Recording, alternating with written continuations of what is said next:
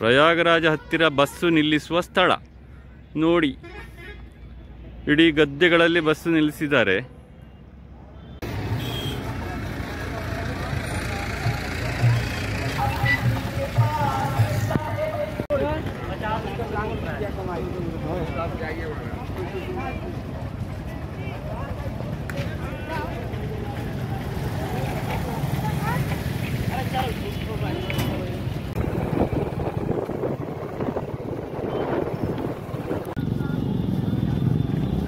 ಓಂ ಹರ ಹರ ಮಹಾದೇವ್.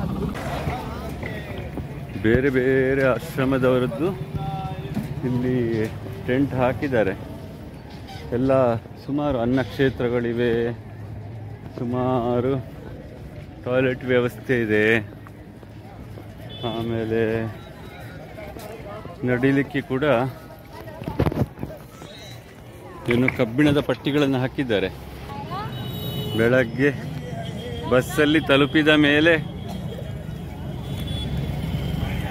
ಹಲ್ಲುಜ್ಜಲಿಲ್ಲ, ಸ್ನಾನ ಮಾಡಲಿಲ್ಲ, ಟಾಯ್ಲೆಟಿಗೆ ಹೋಗಲಿಲ್ಲ, ತಿಂಡಿ ಮಾಡಲಿಲ್ಲ, ಎಂತ ಮಾಡಲಿಲ್ಲ. ಮಧ್ಯಾಹ್ನ 1 ಗಂಟೆ ಅಷ್ಟು ಆಯ್ತೀಗ. ಎಲ್ಲ ಕಡೆ ಧೂಳು, ಜನಸಾಗರ. ಹರೇ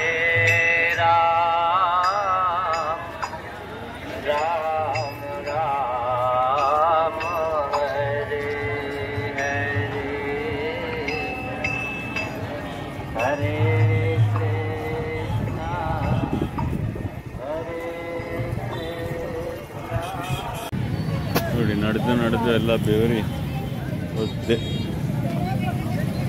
ಬ್ಯಾಗ್ ಹಾಕ್ಕೊಂಡು ಬೆಳಗ್ಗಿಂದ ಸುಮಾರು 5-6 ಗಂಟೆ ನಡ್ಕೊಂಡು ಬಂದು ನಾವು ಬುಕ್ ಮಾಡಿದ ಟೆಂಟ್ಗೆ ತಲುಪಿದ್ದೇವೆ. ಹೇಗಾರು ಬೆಳಗ್ಗೆ ತಿಂಡಿ ಮಾಡಲಿಲ್ಲ, ಊಟ ಮಾಡಲಿಲ್ಲ, ಟಾಯ್ಲೆಟ್ ಹೋಗಲಿಲ್ಲ, ಎಂತ ಮಾಡಲಿಲ್ಲ. ಶರೀರ ಬಾಧೆ ಹಾಗೆ. ಈಗ ಇನ್ನೂ ನಡೀತಾ ಇದ್ದೇವೆ. ಈಗ ಸ್ನಾನಕ್ಕೆ ಹೋಗ್ತಾ ಇದ್ದೇವೆ. ನೋಡುವ. ಕುಂಭಮೇಳಕ್ಕೆ ತಲುಪಿ ಮೊದಲನೇ ದಿನ ಸುಮಾರು 20 ಕಿಲೋಮೀಟರ್ಗಳಷ್ಟು ನಡಿಬೇಕಾಗಿ ಬಂತು. ಆಮೇಲೆ ನಾವು ಬುಕ್ ಮಾಡಿದ ಟೆಂಟನ್ನು ತಲುಪಿ ಆದಮೇಲೆ ಬ್ಯಾಗೆಲ್ಲ ಇಟ್ಟು ಸ್ನಾನಕ್ಕೆ ಹೋಗಿ ಗಂಗೆಯಲ್ಲಿ ಸ್ನಾನ ಮಾಡಿ ಬಂದು ಮೃಷ್ಟಾನ್ನ ಭೋಜನದ ಸೇವನೆ ಮಾಡಿದಾಗ ಪರಮಾನಂದ.